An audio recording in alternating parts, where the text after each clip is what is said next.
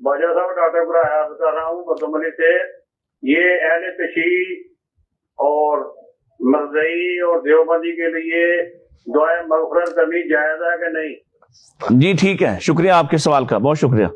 और ये सवाल डॉक्टर साहब किया ही जाता है, आप इसका जवाब दे ही दें कोई मुनासिब सा जो। देखिए, इन्ना लिल्लाहि व इन्ना इलैहि राजिऊन पढ़ना चाहिए। देखिए, हमने काफरों को और मुसलमानों को एक लाइन में खड़ा कर दिया, कुछ तो ख्याल करना चाहिए। बिल्कुल सही है। देखिए, मिर्ज़ाई जो हैं वो डिक्लेयर्ड काफिर हैं, उसके ऊपर उम्मत का इजमा है और उनके काफिराना अकायद सबके सामने सब जाहिर हैं और आईने पाकिस्तान ने उनको काफिर करार दिया है। ठीक, लिहाजा एक काफिर है और दूसरे चाहे वो अहले तशय्युई हैं, चाहे देवबंदी हैं, बरेलवी हैं, अहले हदीस हैं, कोई भी है, बाकी सारे के सारे जो हैं वो मुसलमान हैं। उनको आप मुस्लिम लाइक बिहेव करेंगे, आप उनको मिर्जाइयों की लाइन में, मिर्जाइयों की लाइन में कैसे खड़ा कर सकते हैं आप? बिल्कुल सही। अच्छा, अब देखें, दूसरी बात यह है कि जब आप इनके साथ कोई फिqही इख्तिलाफ करते हैं, किसी के साथ भी, आपका किसी के साथ इनफिरादी फिqही इख्तिलाफ हो सकता है, आपका किसी के साथ इज्तिमाई इख्तिलाफ, मकतबे फिक्र का इख्तिलाफ हो सकता है, ठीक, वो एक फिqही इख्तिलाफ है। ये बहसें चलती रहती हैं आपस में और ये बहस मुबाहिसा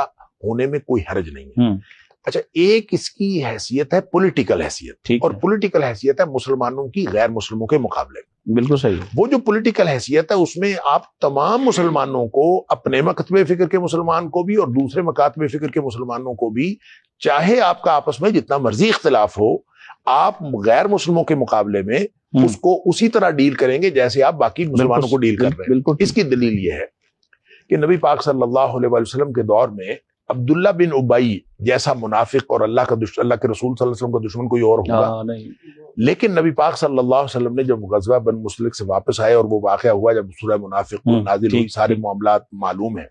अब उस मौके पर लोगों ने कहा कि हम इसको कत्ल करते हैं। कत्ल करते वक्त अल्फाज सुनिए, उमर फारूक रज़ी अल्लाह ताला अन्हु फरमाते हैं, अदरिब उनुका हादल खबीस, अदरिब उनुका हादल मुनाफिक, मैं इस मुनाफिक की गर्दन मार दूं, मैं इस खबीस की गर्दन।